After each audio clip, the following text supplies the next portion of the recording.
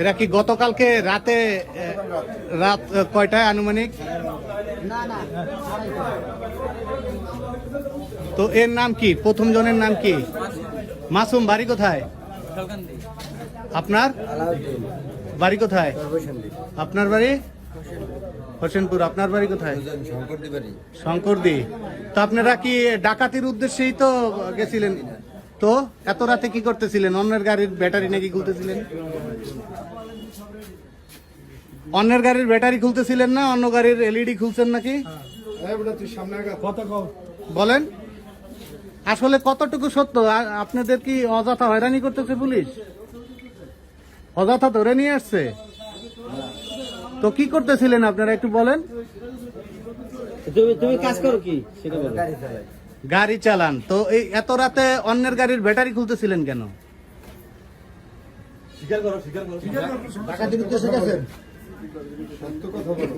কি উদ্দেশ্যে এখানে গেছিলেন? হ্যাঁ পানি খাইতে। হ্যাঁ পানি খাইতে গেছে পরে আছে ব্যাটারি দেখে পরে কয় কি ব্যাটারি মানে পানি খাওয়ার উদ্দেশ্যে গিয়ে ব্যাটারি খুলে ফেলছে।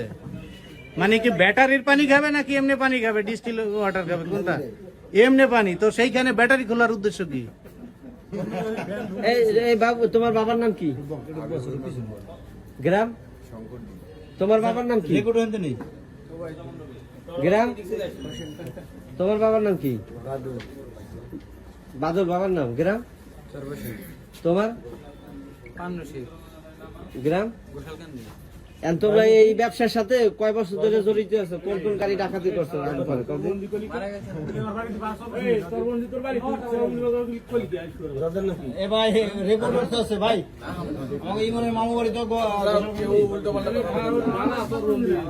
তো দর্শক আমরা জানতে পারলাম যে গতকাল রোববার দিবাগত রাতে এই চারজন মানে কিশোর বলবো, তো এই চার কিশোর একটি পিকআপ যোগে গোপালগঞ্জ জেলার মুকশেদপুর দিগনগর ব্রিজে অবস্থান নিয়েছিল এবং সেখানে একটি গাড়ি থেকে ব্যাটারি খুলতেছিল এবং অলরেডি তারা এর আগে একটি এলইডি টেলিভিশনও নাকি একটি গাড়ি থেকে নিয়েছে, ব্যাটারিও নিয়েছে। তো আমরা তাদের সাথে কথা বললাম এবং জানতে পারলাম তারা এই ভাবে যে পানি খাওয়ার উদ্দেশ্যে যায় এবং ব্যাটারি দেখে তারা লোভ সামলাতে পারেনি। তাদের প্রাথমিক সেই উক্তি আমরা জানতে পারলাম এবং তাদেরকে এখন এই সেনদিয়াঘাট ফাঁড়ি থেকে তাদেরকে এখন নিয়ে যাওয়া